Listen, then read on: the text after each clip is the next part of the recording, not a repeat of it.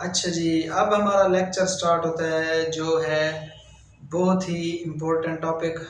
ये ना सिर्फ इस चैप्टर में अहमियत कामिल है, बल्कि ये पूरी फिज़िक्स की मतलब रूह है, ऐसे समझें आप। इसमें बेसिक कंसेप्ट्स आपको पता चलेंगे जो कि बहुत सारे चैप्टर्स में यूज़ होते हैं, और ये एक अच्छा खासा वेटेज रखता है। तो let's start with our topic. हम आपको ऐसे ट्रिक्स बताएंगे जो मेरे ख्याल से आपको आज तक किसी ने नहीं बताए होंगे। ये यूनिफॉर्म और नॉन यूनिफॉर्म सर्कुलर मोशन अक्सर बच्चों की कन्फ्यूजन रहती है, और इस टॉपिक की बुनियाद पर ही बहुत सारे कंसेप्ट्स डेवलप होते हैं। तो आओ शुरू करते हैं, इंशाल्लाह बहुत कुछ सीखने को मिलेगा। सबसे पहले है बेसिक कंसेप्ट्स, यूनिफॉर्म और नॉन यूनिफॉर्म सर्कुलर। थोड़ा इसमें टाइम लगेगा, लेकिन आपने कंसंट्रेशन करनी है।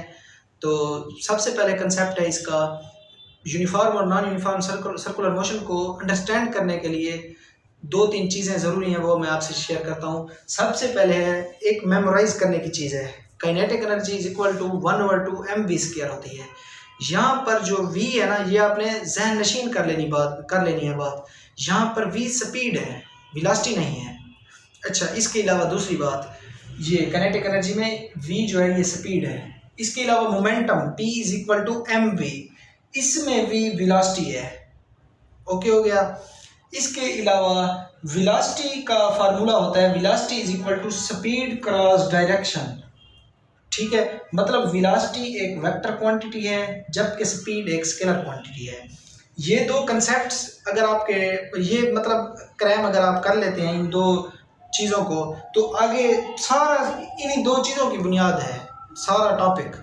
तो इसके बाद एक और चीज़ जो ये भी याद कर लें ताकि आगे समझने में आसानी हो, सेंट्रीपिटल फोर्स और टेंजेंशियल फोर्स दो फोर्सेस होती हैं बेसिकली सर्कुलर मोशन में, और वैसे तो और भी होती हैं, लेकिन हमारे लेवल पर यही है, सेंट्रीफ्यूगल भी होती है। सेंट्रीपिटल फोर्स डायरेक्शन को चेंज करती है, जबकि टेंजेंशियल फोर्स स्पीड को चेंज करती है, बढ़ाती है या कम करती है, जैसे भी हो। अच्छा जी, अब है यूनिफॉर्म सर्कुलर मोशन।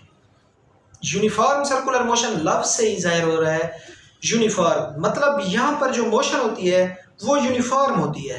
अब इसकी डिवीजन हमने की है 3 ग्रुप्स में।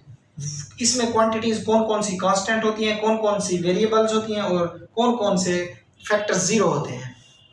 अच्छा, सबसे पहले कांस्टेंट। अभी देखें, लफ्ज से जाहिर हो रहा है यूनिफॉर्म सर्कुलर मोशन। यूनिफॉर्म में सबसे पहले जो इस जहाँ पर स्पीड होती है, स्पीड कांस्टेंट होती है। आप इसे दिमाग में रखें, कैसे स्पीड कांस्टेंट होती है। स्पीड में कोई डायरेक्शन नहीं है, स्पीड एक स्केलर क्वांटिटी है, सिर्फ स्पीड इसमें लफ्ज जैसे शो कर रहा है यूनिफॉर्म सर्कुलर मोशन, उसका मतलब यही है कि स्पीड कांस्टेंट है। अब स्पीड से ही आगे इसकी फर्दर डेरिवेशन होगी। अब कैसे अब काइनेटिक एनर्जी में पहले बात हुई थी, काइनेटिक एनर्जी में जो v होता है वो स्पीड होती है, ऐसे है। इसीलिए जब स्पीड कांस्टेंट है, इसी तरह से काइनेटिक एनर्जी भी कांस्टेंट। ठीक हो गया, मतलब काइनेटिक एनर्जी में स्पीड है, स्पीड में बेसिकली क्या है, डायरेक्शन नहीं है। Speed constant, kinetic energy constant. इसी तरह काइनेटिक एनर्जी की all forms, kinetic energy translational, kinetic energy rotational, total energy, ये सारी कांस्टेंट हो गई। लॉजिक क्या है, मेन वही पहले वाला कंसेप्ट, ये पहला ये हो गया काइनेटिक एनर्जी और स्पीड तक। इसके अलावा अब आ जाते हैं all vector quantities, all angular quantities are also constant. Time period, frequency, angular speed and angular momentum, ये 4 क्वांटिटीज भी कांस्टेंट होती हैं। यहाँ पर जो समझने वाली बात है वो है ओमेगा के लिहाज से, मतलब एंगुलर वेलोसिटी कांस्टेंट कैसे होती है। अब जब एंगुलर वेलोसिटी के लिए फार्मूला है omega is equal to v/r। Okay, यहाँ पर v क्या है, स्पीड है। जब स्पीड कांस्टेंट, ओमेगा भी कांस्टेंट। ओमेगा क्योंकि डायरेक्टली प्रोपोर्शनल है v/r के। ठीक हो गया, यहाँ पर ओमेगा कांस्टेंट। अच्छा, अब आ जाते हैं इन लास्ट पॉइंट्स को समझने से पहले अब वेरिएबल क्वांटिटीज को समझने की कोशिश करते हैं। अब वेरिएबल में सबसे पहले है वेलोसिटी। वेलोसिटी क्यों वेरिएबल है, वही वाला पॉइंट, पहला सारी इसकी डेरिवेशन इन दो पॉइंट्स की बुनियाद पे है। अब वेलोसिटी में क्या है, दो चीज़ें हैं, स्पीड क्रॉस डायरेक्शन।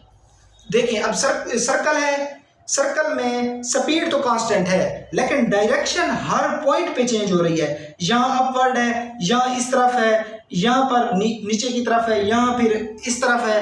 हर पॉइंट पे डायरेक्शन चेंज हो रही है, हर पॉइंट पे डायरेक्शन चेंज हो रही है, लेकिन स्पीड ये वाली ये चीज़ कांस्टेंट है, ये चेंजिंग है, इसीलिए इसका प्रोडक्ट भी चेंजिंग होगा, वो है वेलोसिटी। इसीलिए हमने वेलोसिटी को वेरिएबल कंसीडर किया है और है भी ये वेरिएबल। अब वही उसी कंसेप्ट को मजीद इलेबोरेट करेंगे। जब वेलोसिटी वेरिएबल है तो मैंने आपको एक बात बताई है कि मोमेंटम में जो v होता है वो वेलोसिटी होती है, इस ऑटोमेटिकली मोमेंटम भी वेरिएबल। ये बातें आपको मेरे ख्याल से कोई भी नहीं समझाएगा अगर आप इस चीज़ को समझने की कोशिश करेंगे। काइनेटिक एनर्जी में v स्पीड है, मोमेंटम में v वेलोसिटी है।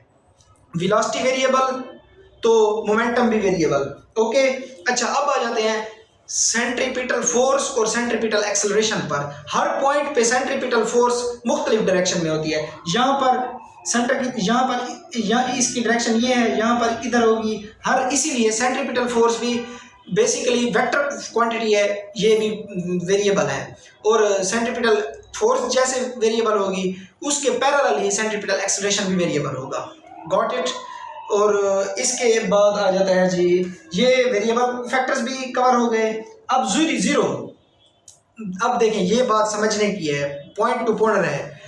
जब भी हम टेंजेंशियल फोर्स की बात करेंगे वो, आप इस एक बात जहन नशीन कर लें, टेंजेंशियल फोर्स मैंने आप पहले लिखी है, टेंजेंशियल फोर्स स्पीड चेंज करती है। आप मेरी बात समझें, इस कंडीशन में स्पीड कांस्टेंट है, ऐसे है नहीं है, स्पीड कांस्टेंट है। जब स्पीड कांस्टेंट है मतलब क्या है, टेंजेंशियल फोर्स नहीं है। बात समझ आ गई आपको। अगर टेंजेंशियल फोर्स होती स्पीड वेरिएबल होनी थी, यहाँ स्पीड कांस्टेंट है इसलिए टेंजेंशियल फोर्स जीरो। जब tangential force zero, tangential acceleration भी जीरो। ओके हो गया, ये दो चीजें जीरो हो गई। अच्छा अब टॉर्क आपको सिंपल अल्फाज में मैं समझा दूं, torque is parallel to work. Circular motion में, यूनिफॉर्म सर्कुलर मोशन में work done by centripetal force zero होता है। क्यों जीरो होता है मैं आपको समझाने की कोशिश करता हूं। हमेशा वर्क उस टाइम होता है जिस टाइम चेंज इन एनर्जी होती है किसी फॉर्म की भी। यहां पर एनर्जी कांस्टेंट है, चेंज नहीं हो रही, इसीलिए सेंट्रीपिटल फोर्स कोई परफॉर्म वर्क नहीं करती, क्योंकि वो स्पीड चेंज नहीं करती, वो सिर्फ डायरेक्शन को चेंज करती है। इसीलिए सर्कुलर मोशन में ये एक कंसेप्ट है, हमें रट्टा लगा होता है centripetal force perform no work, why it does not perform any work. Basic उसमें उसकी एलेबोरेशन ये है कि centripetal force change in energy नहीं करती, डायरेक्शन को चेंज करती है, स्पीड को चेंज नहीं करती, इसीलिए centripetal force performs no work. जब सेंट्रीपिटल फोर्स का वर्क जीरो है तो मैंने आपको एक बात बताई है, टॉर्क भी वर्क ही होता है सर्कुलर मोशन में, तो टॉर्क भी जीरो होगा, चेंज इन एनर्जी भी जीरो बाय सेंट्रीपिटल फोर्स। ये हो गया यूनिफॉर्म सर्कुलर मोशन। इसमें कुछ भी मुश्किल नहीं है, सिर्फ सिंपल से 3 पॉइंट्स हैं, speed constant, velocity variable. Speed की वजह से काइनेटिक एनर्जी के ऑल पैरामीटर्स कांस्टेंट, और वेलोसिटी की वजह से मोमेंटम कांस्टेंट। इसी तरह और सिंपल सी चीजें हैं बस, all vector quantities are also constant. अच्छा एक और बात मैंने जो कही थी आपको, ये थोड़ा इसे आप साइड पे रखें। ये क्या है, वेक्टर फॉर्म में जो होती है, वेक्टर फॉर्म में कोई भी क्वांटिटी हो उसका मतलब होता है डायरेक्शन एक्सक्लूड कर दिया है हमने वहां से, मतलब ये स्पीड वेलोसिटी वेक्टर क्वांटिटी है, ये अब इसकी अगर डायरेक्शन हटा लें तो इस साइड पे 2 इसके लाइंस आ जाएंगी तो स्पीड बच जाएगी। मतलब इनकी ये वाली हालत भी कांस्टेंट होती है, ये ज़्यादा समझने की ज़रूरत नहीं है, बस इसे आप जहन नशीन कर लें। इसके बाद आ जाते हैं जी, इसके बाद है non uniform circular motion. Non uniform circular motion बिल्कुल पैरेलल करेंगे हम यूनिफॉर्म सर्कुलर मोशन के, कांस्टेंट, वेरिएबल और जीरो, 3 फैक्टर्स। अच्छा अब uniform circular motion basically simple है, कोई इतना टफ नहीं है। और नॉन यूनिफॉर्म सर्कुलर मोशन भी इतना मुश्किल नहीं है अगर आपको यही कंसेप्ट अप्लाई करना आएंगे। अब देखें जो नॉन यूनिफॉर्म सर्कुलर मोशन है, लफ्ज उसमें जो वर्डिंग है नॉन यूनिफॉर्म सर्कुलर मोशन, मतलब उसमें मोशन जो है वो नॉन यूनिफॉर्म है। सबसे पहला पॉइंट, हमने सबसे इनिशियली जो चीज़ लेनी है वो स्पीड से ही लेनी है। उसमें स्पीड कांस्टेंट थी यूनिफॉर्म सर्कुलर मोशन में, यहाँ सबसे पहले हम देख रहे हैं नॉन यूनिफॉर्म है, मतलब स्पीड वेरिएबल है। डन। जब स्पीड वेरिएबल, वेलोसिटी में स्पीड भी आती है, डायरेक्शन भी आती है। सर्कल में डायरेक्शन तो ऑलरेडी ही वेरिएबल होती है। जब डायरेक्शन वेरिएबल तो डायरेक्शन भी वेरिएबल, स्पीड भी वेरिएबल, वेलोसिटी वेरिएबल। ठीक हो गया। अब देखते जाएं आप, मैं कांस्टेंट फैक्टर्स की तरफ आता हूं, अभी मैं आपको समझाता हूं थोड़ा। ये जब speed variable, velocity variable, speed का भी फैक्टर है, डायरेक्शन का भी फैक्टर है। डायरेक्शन तो वेरिएबल ही होती है, हर पॉइंट पे डायरेक्शन डिफरेंट है। Velocity variable, momentum automatically variable, क्योंकि मोमेंटम में भी v क्या होती है, वेलोसिटी होती है। अच्छा, काइनेटिक एनर्जी वेरिएबल, क्योंकि काइनेटिक एनर्जी में स्पीड है, स्पीड वेरिएबल है, लफ्ज से नॉन यूनिफॉर्म की वजह से स्पीड वेरिएबल, इसलिए kinetic energy variable. Kinetic energy की all forms variable, total energy भी वेरिएबल होती है। अच्छा, अब आपको बताते हैं सेंट्रीपिटल फोर्स, उसी तरह जैसे उसमें नॉन वेरिएबल थी, इसमें भी वैसे ही वेरिएबल है। सेंट्रीपिटल फोर्स भी, सेंट्रीपिटल एक्सेलरेशन भी। वजह क्या है, हर पॉइंट पे ये डिफरेंट होते हैं, सेम नहीं होते। डायरेक्शन को चेंज करते हैं, हर पॉइंट पे डायरेक्शन चेंज होती है, सेम नहीं होती, इसीलिए सेंट्रीपिटल फोर्स भी, सेंट्रीपिटल एक्सेलरेशन भी डिफरेंट होते हैं। सेंट्रीपिटल फोर्स का बेसिक काम जो है डायरेक्शन चेंज करना। डायरेक्शन चेंज, सेंट्रीपिटल फोर्स भी वेरिएबल। ओके, अब आ जाता है ये angular quantities, T, time period, frequency, omega and angular momentum. ये चार क्वांटिटीज भी वेरिएबल हैं। अच्छा, यहाँ जैसे वहां पर ओमेगा थोड़ा सा एलेबरेट किया था, यहाँ पर भी ओमेगा के बारे में थोड़ी सी बात करते हैं। ओमेगा क्यों वेरिएबल होता है? अब देखें, ओमेगा है basically along axis of rotation. Omega along axis of rotation, जिस तरह से स्पीड फोर्स चेंज करता है, इसी तरह से ओमेगा को कौन चेंज करता है? ओमेगा को अल्फा चेंज करता है वो। अच्छा, अब आपको एक मैं मोटी बात बता दूं, मेन बात, एक थोड़ा माइंड में रखने के लिए चीज़ें हैं थोड़ी, जैसे वो वाले कंसेप्ट दिए थे। एक कंसेप्ट है, चाहे वो यूनिफॉर्म सर्कुलर मोशन है चाहे नॉन यूनिफॉर्म सर्कुलर मोशन है, दोनों में वेक्टर क्वांटिटीज की एक टाई आती है। Vector quantities non uniform circular motion में ऑलवेज वेरिएबल।